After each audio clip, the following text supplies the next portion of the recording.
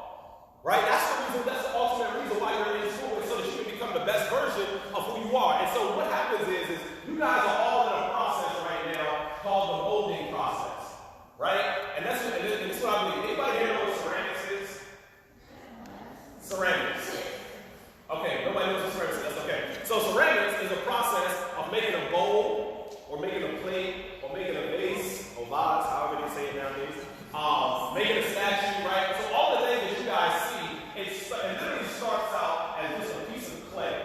Okay? That's really what it starts out.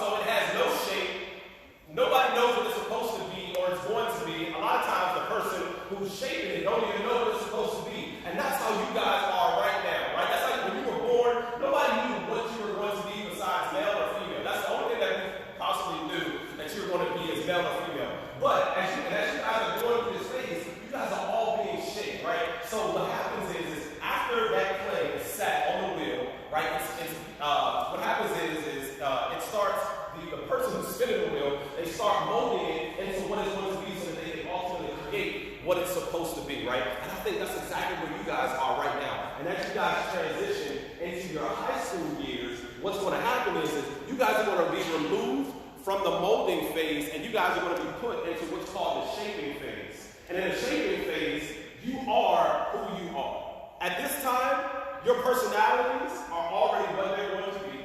You are already the person that you are going to be. You're just going to be a better version as you get older of who you are. And that's one of the things that I had a hard time dealing with, and I had a hard time understanding and grasping when I was younger. It was like, wait, I already am who I am? Yes. And here's how I know. Because when I was younger, I looked at my mom and I looked at my dad, and I realized that life is sort of like a movie, right? Life is sort of like a movie, and here's the beautiful thing about it. You are the directors of your movie. So you get the opportunity to decide who plays in your movie, who's the star, you, naturally.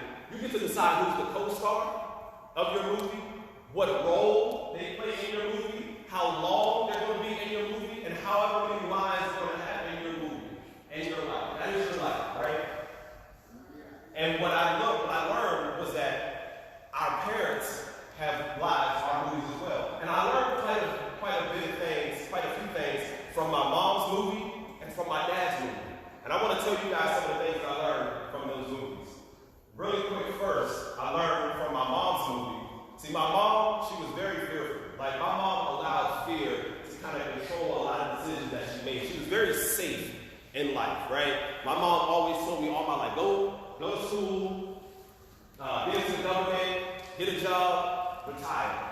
That was it. That's all my mom said. Go to school, go to college, go into government, get a job, and retire. Really safe, right? There really isn't much to do after that, but just do that, right? Very safe. And so, like, when I would tell my mom certain things, my mom would always place this, like, fear on me. And she good heart person, good soul. She just wanted to protect me. She was doing her motherly duty to try to keep me from doing things that she felt would hurt me in the long run. So I would tell her, like, just like last year, right? I'm 29 years old right now, so just last year I would tell her, look, Mom, I had a bad day. I was in a poetry competition. I dropped a poem on stage. I'm about to go out to the mountains, do some hiking, and just clear my mind. I'm gonna try this meditation thing out because everybody keeps telling me about meditation, how important it is. So I'm gonna go up there. I'm gonna try it out. They say don't do it at your house. I'm gonna go up there into Great Falls, Virginia, and I'm gonna try out this meditation thing. And so my mom was like, okay, that's good, but you know there's bears out there. You can get eaten by a bear. What happens if you get? And I was like, what? But it's a whole park though. And I'm not even the only one there. Like, I'm not just hiking. Like, I'm not that dumb to where I'm just hiking to where there's bears and there's yetis and Bigfoots. Like, I'm not doing that. Like, there's like 1,000 people. Like, there's 1,000 other people there. And I feel like I'm very athletic, so I'm not the slowest one there. So if the bears want to chase somebody and get somebody, it's not going to be me. So I feel like I'll be good, right? I'm going to just go meditate, right? And so I went and meditated. It was a great time. I was telling my mom all the time, hey, Mom, look, I'm about to, she's like, where you going? She always called me. My mom calls me too much. She would call me, right? And she'd be like, where you going? I'm going to the event down in D.C. Oh, you know you're able to find parking there.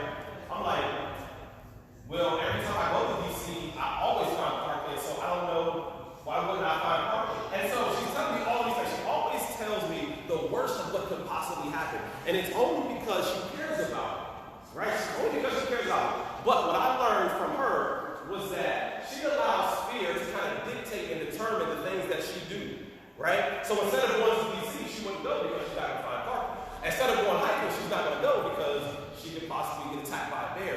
And so what I want to tell you guys is don't allow someone else's fear to control the decisions that you all are making in your lives. Right now, you guys are at a pivotal point in your life where choices is the thing that you have that is the most valuable to you. Okay? Choices is the thing that you have that is most valuable to you. And you cannot allow that to be stripped from you. I'll never forget one time I allowed my power of choice to be taken away from me, and it resulted in me being expelled from school. So I encourage you guys, don't live with the fear of someone else. It's a word, it's called dogma, which is living with the results of other people's thinking. If I allowed my mom to prevent me from going into D.C., probably would have never met Miss Simon, in which she brought me in to come and speak to you guys, because I couldn't find a parking. Imagine that, right? It would have kept me from an opportunity. Imagine if I would have never went hiking, right? Because I allowed my mom's fear to be placed on me and prevent me from doing something that I wanted to do. So on September the 15th, September 14th, I turned 28 last year, 2018. But on September the 15th, for my birthday, my mom was like, Jeff, what do you want to do for your birthday? I said I wanted a true family. That was it. Very easy. I'm very simple. I'm a simple guy. First thing I wanted crabs. I love crabs. Just give me 30 crabs, give me like 20 shrimp, and just move. And just let me eat. Let me just go to work. That's it. I love seafood, right? I wanted it. I needed it, right? And the second thing I wanted to do was I wanted to jump out of an airplane. Yeah. So I wanted to jump out of an airplane. I wanted to go skydiving. And what do you guys think my mom said when I told her I wanted to go skydiving?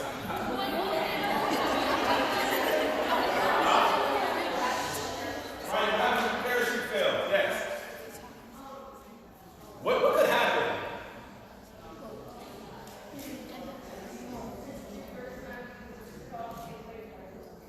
I could probably what? Be afraid of heights? I'm definitely afraid of heights. Yes. I could forget my. Okay. Side note, right? I'm not skydiving alone. I'm attached to someone. Like when you're first time skydiving, you don't go with this alone. No. And I would never skydive alone because if I die, I don't want it to be my fault. I want to be somebody else's fault. But yes, that was all of those things is what she said. You could possibly die, but I'll have you guys know that I went skydiving, and here I am today, still alive, right? And so I brought you guys a video to kind of show you what this experience was like for me.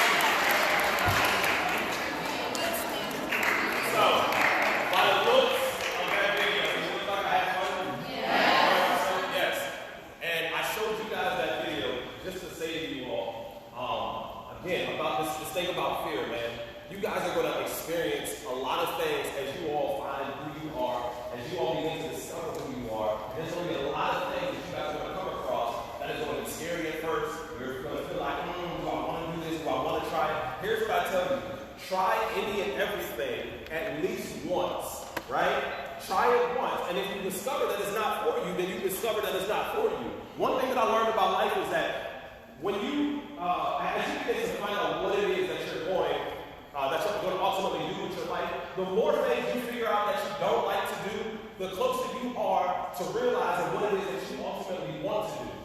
When in terms of playing sports, right? You play soccer, you realize I don't want to play soccer. You play baseball, you realize baseball isn't for me. You play basketball, you realize basketball isn't for me. You go to play football, you realize football isn't for me. You play volleyball, you realize volleyball isn't for me. You go to dance, you realize dancing isn't for me. Whatever it is that you want to do, I encourage you guys to try it because you are at the stage right now where everything is a possibility and nothing is off the table. But it's going to take a lot of work and it's going to take a lot of effort. I know there's a specific question that I was asked when I was younger, right? And that question was, what's the difference between wants and expectations? Wants, things you want, and things that you expect. Who here can get some of the difference? Yes.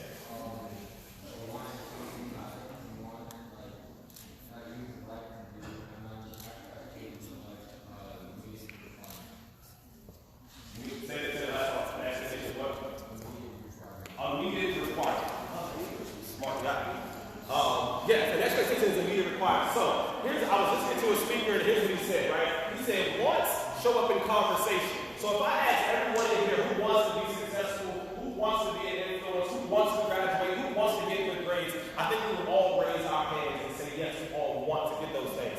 But expectations show up in behaviors. That's the difference. Wants, we all want it. I want $1 million. I want it bad. But I can want it all day. Does that necessarily mean that I'm going to get it? Doesn't mean that I'm going to get it. Expectations come and they happen. When you expect something, it's because you go out and you do it every single day. I wake up every morning at 3:30 in the morning. So when a lot of people are still asleep, I am up and I'm working as hard as I possibly can. Why? Because I expect to be great. I expect to be phenomenal. I expect to be as the best version of me that I can possibly be. And it was always like that until I got to college. I got to college, I finished my bachelor's degree with a miserable 2.2 grade point average. That's like all C's and a C plus maybe.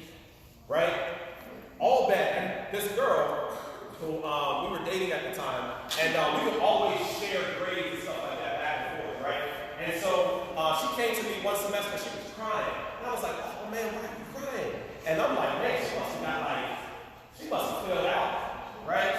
She had to have gotten like a 1.8 or something.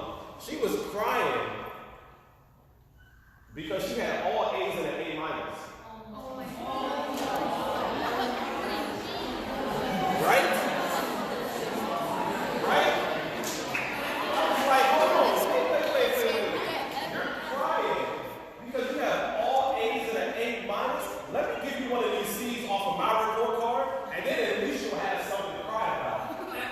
But I didn't understand why she was crying.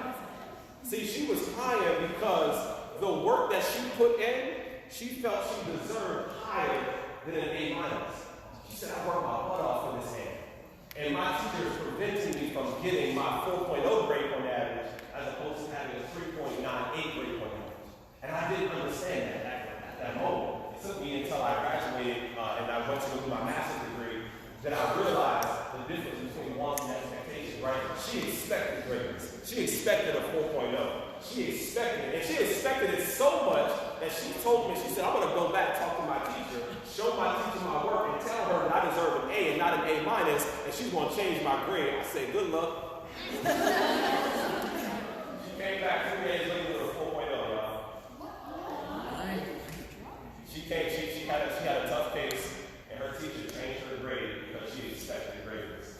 And every year while she was in undergrad, she had a 4.0. And I thought that was amazing. I thought it was phenomenal. And it really changed my life when I went to go and get my master's degree. See, after I realized that you can't get too far with just average grades, I realized, I said, okay, how can I advance my life? How can I advance myself? So then, what happened is I became obsessed with self-improvement. And that's what I want you all to do. I want you all to become obsessed with self-improvement. Right? as you all are in this molding process, I want you to become obsessed with self-improvement. And obsessed sounds like a really strong word, and that's because it is. Because that's how important your life is. See, when you realize what you're giving up, right, it'll prevent you from doing things that actually give that up. And so I became obsessed with self-improvement. How many people here like reading? Right. I can imagine. I can imagine. And no, that's okay. And that's okay. Here's what I'm here to want you guys to know. When I was you guys' age, I couldn't stand reading music. I couldn't stand it. And it wasn't because it was for no other reason other than I didn't know why you had to read. I'm not going to read this much ever in my life. Why am I reading so much? Why am I reading so much? And then after I finished my master's degree, I picked up a book, and it's called The 10X Rule. And in this book, it said the most successful people in this world read 30 to 40 books every single year. 30 to 40 books every single year. How many people here think that would be a difficult task? It would be hard to read 30 to 40 books every year, right? So I want to tell you guys, when I went to school to do my master's degree, I got a master's degree in conflict resolution. And so basically, I am a strategist. I solve problems for people is what I do. So I started to solve problems for people, and I started to say, how can I help people read 30 to 40 books every single year so that they can advance themselves, so that they can put more into themselves. And it sounds like a really difficult task, but I want you all to do some math for me. The average self-help book has about 300 pages in it, okay? And this is all I read, self-help books, because I'm investing in myself, I'm putting back into myself. So I'm reading these stories, these biographies, autobiographies, all of this thing, right? 300 pages. So, how long does it take you to read 15 pages?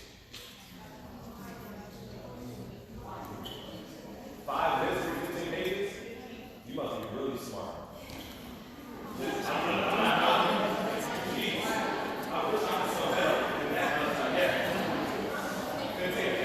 Somewhere around 15 to 25 minutes. It takes you to read 15 pages. He may be able to do that. He may be able to. I'm not going to put that past. He may be able to do that. So 15 to 25 minutes to read 15 pages, right? So let's say if before you go to school in the morning you read 15 pages. That's 15 to 25 minutes out of your day. Let's say at night before you went to sleep you read 15 pages. That's another 15 to 25 minutes out of your day. Let's say hypothetically, it takes you 25 minutes to read these books, right? So that's a total of 50 minutes in one day, and you've read 30 pages, right? You've read 30 pages in 50 minutes, okay? 15 in the morning, 15 at night. How long would it take you to read a 300-page book if you read 30 pages a day? It would take you exactly 10 days to read a 300-page book if you read 15 pages in the morning and 15 pages at night. Now, how many books can you read over, if it takes you 10 days to read one book, how many books can you read over a 365-day time span? How many books will you end up reading over the course of the year? Give me the actual number. You are right. Yes. 36. Yeah, 36 and a half. You would read 36 and a half books every year, and you just read 15 pages in the morning and 15 pages at night. So when we think about the things that our teachers are asking us to do, we complain a lot about what it is that they're asking us to do, but we never even take the time to actually sit down and break down and solve the problem that is put before us. Here's something that I learned. When you guys have this test, right? You guys have this test. You know you can't eat an elephant in one bite. Did you know that?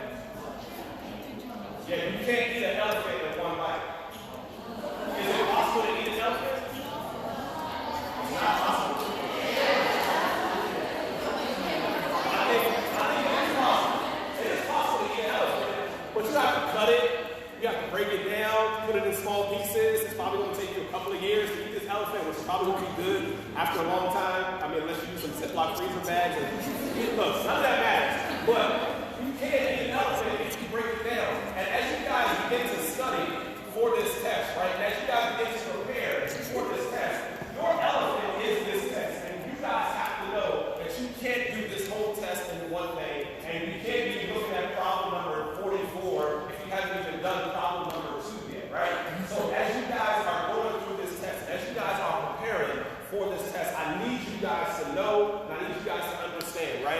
Two things. Number one, you've got to be bigger than the test that is before you, and you've got to be bigger than whatever it is that you guys are trying to accomplish. Do not allow fear, the fear of failing, the fear of this test, or whatever it might be, to prevent you from doing your best on a test. That was one of the things when I got into the insurance business that it prevented me from, I had to take the test like 4 times in order to become a licensed insurance agent, because when I would go there, I would second guess myself. You know the information. If you apply, if you raise your level of expectations for yourself, then you apply what it is that you've done, and you're ready to put it and produce it into this test, then you will pass this test. I promise you guys, it'll be really easy. Okay? And so, I want to finish by doing this. I have 2 more poems that I want to do for you guys. And this next poem is called Who Got Next? Right? And so it was a question that I was asked, and I was tasked and I was challenged to use this as a tool of inspiration and as a tool to really ask people, like, who got next? Like, what it is, like, next to what? Well, like, who got next in success? That's what I wanted to know. That's what the gentleman wanted to know. And so I put this together. Anybody here play basketball? It is a basketball reference poem, okay? The next one will be, I'll tell you guys about it when I get there.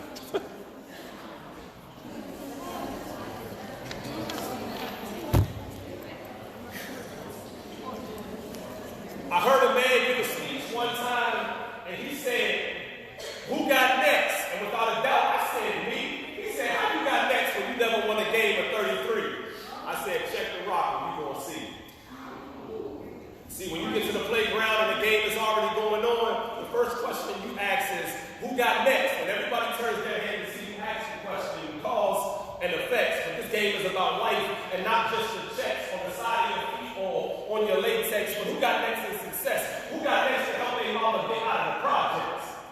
So if you ask them who got next, you better come ready, because this is a grown man's game. It's about action out here, son. You can't just proclaim that you got skills on the court. You actually got to show me something. So get your 5 and let me get mine and we'll play. It's nothing. But be careful who you got on your team, because you may find out that not everybody has the same dream. So you let them in your boat, then figure out it's hard to stay afloat or even keep control. That's when you got to realize that not everybody in your boat is rolling. Some of them is smoking holes. But all right, let's go. Game of 12, 1s and 2s. I'm up 1-0 already. How? I woke up at 4 a.m. at 6 o'clock. You hit snooze. Yeah, that's good, but I still ain't about to lose. See, I done been down the night before from the crowd heard booze, but still I refuse to let anyone other than me choose a future for myself, because I know I got a promise in one day. And that's a good job. And that's a good job, son. But play some defense. Because what happens when you get somebody on the team with no common sense? I mean, sometimes you're going to have to work with people that you may not like, and that's the truth of this game as it is in real life. Yeah, Dad, I get that. I still got to work hard despite the fact that most people are driving at night with no headlights. I mean, honestly, that's like living your life with no vision of goals. You got no sight. So come on, old man, what else you got? Okay, what else I got? The man on the other team just hit you with a cheap shot. You retaliated, but you was the one that got caught. I guess somebody should have taught you that it's always the person who throws the second hit and gets called for the foul. Now, you